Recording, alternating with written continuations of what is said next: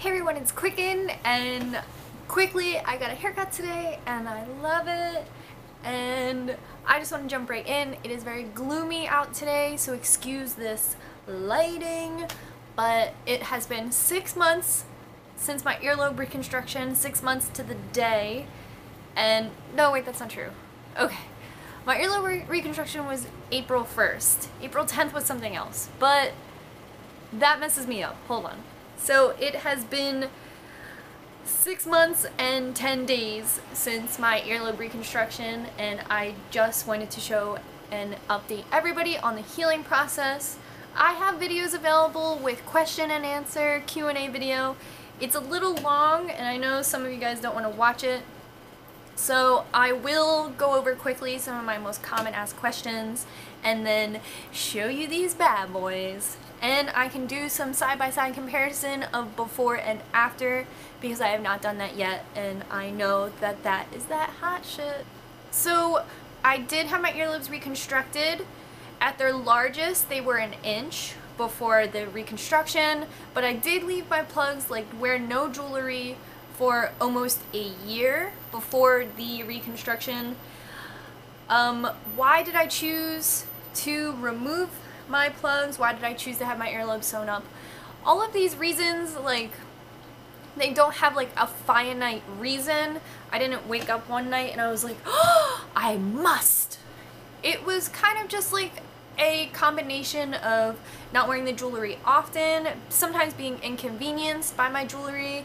At 1 inch, it was very heavy in my ears and often fell out, and a lot of like, it took a lot of time. Like, I would take my plugs out for a few days to let them rest and kind of shrink up a little bit, and then I would put them back in and take them out and put them in. And I had a lot of experience like riding my bike and my plugs would fall out, falling out while I was asleep, falling out in the shower, things like that that often inconvenienced me, going to the gym, things of this nature.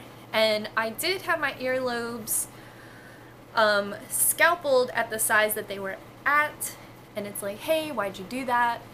And like I said, there's no like finite reason. I really like kind of just played it all by ear, and day by day decided like, hey, I would not like that anymore. And I spoke to a friend recently that was like, you spent all that money to have them sewn up? Imagine what you could have done with that money. And I did, I guess, do what I wanted to do with that money, and I'm happy now. And I've said this before in my other videos, my ears were pierced at the hospital where I was born. I have never had unpierced ears in my life, so this is really a first opportunity for me to have earlobes without piercings. I do not wear jewelry in my life. I don't wear rings. I wear a wristwatch, and that is about it. So being a person who used to wear a lot of facial jewelry I could not take in and out, like, that was better for me, but like I said, I just kind of got out of it. So some other common questions: how much did it cost? Did it hurt? Who did it? So I had it done by Sampa von Cyborg. He is not central. He is not located in America. You will have to do some research on him and find out when he is in your area, because I caught him while he was on an American tour. You will have to catch him too. But he is amazing. He is great. I felt so welcomed by him. There was no judgment. Him and his partner were perfect people, and I would invite them to my wedding. I loved them. They were great, professional, perfect. No complaints whatsoever. Yes, the procedure hurt, and it hurt the most the day after, and that's it. Yes, it hurt. Why does someone always have to ask me that? Yeah. Yes. I'm totally stoked with the results. It did cost $1,000, and I did tip, and we did drive like 2 hours and some change to see him and all of that stuff. All of this also equated to money, but it was totally worth it. No regrets.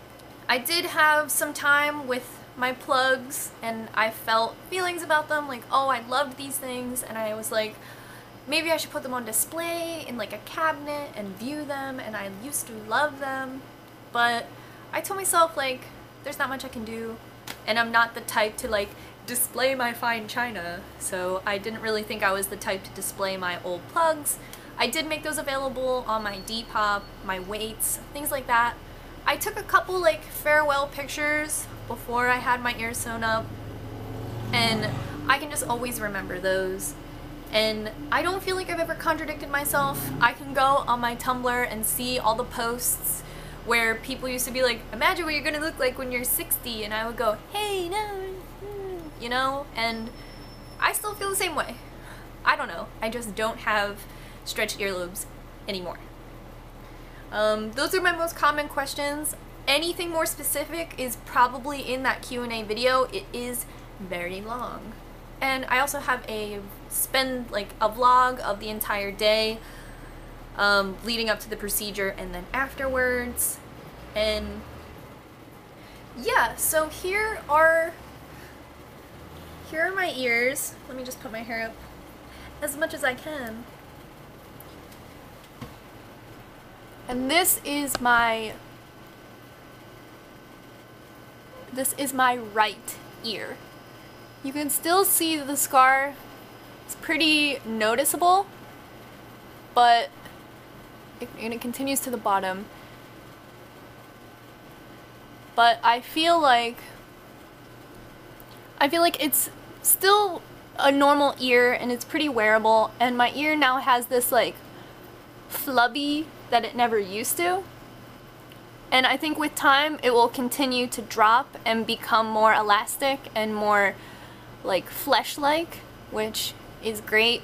And I can squeeze it and it's no longer hard, and I can like roll it around in between my fingers, and I really think that it's a perfect ear. This is my left ear. And you can see this ear has like a little bit of a little bite to it. But I really love it. I really love my left ear. This one is still trying to drop a little bit. When I was healing, this was the ear that gave me a little bit of an issue. This ear did bleed for a couple, initially right after we left the procedure, and then for a couple days afterwards. But I really like it. I think it's great. And I think from far away or like face to face, I think my ears look really regular.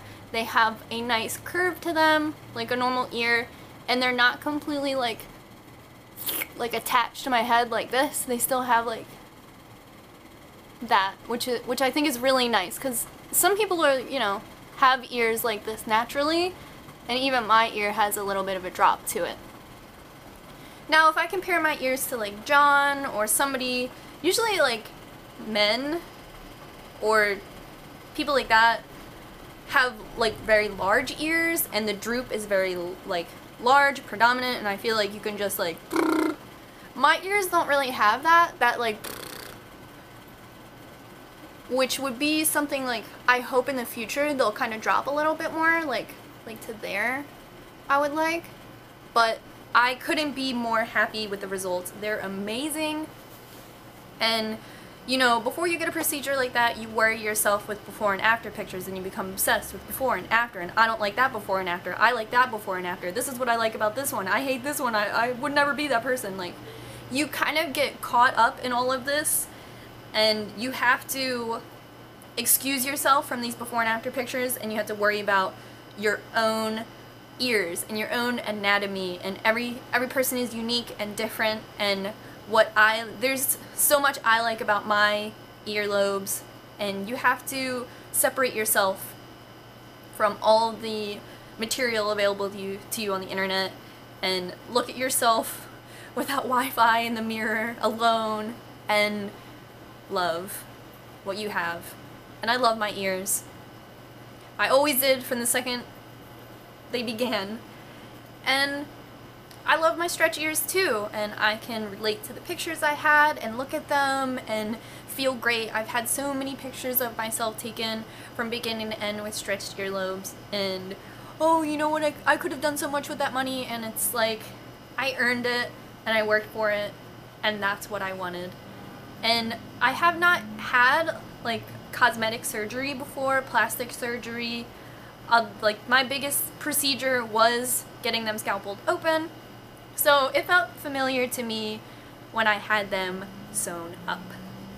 And I love them, and I think that my experience was invaluable, and I don't feel separated from body modification community any more than I ever have.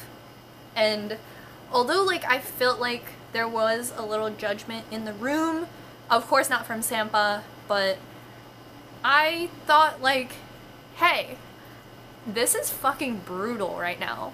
You can't tell me that having your earlobes sewn up isn't a body modification procedure, because it is. And it's not the end, and my experience is not gone.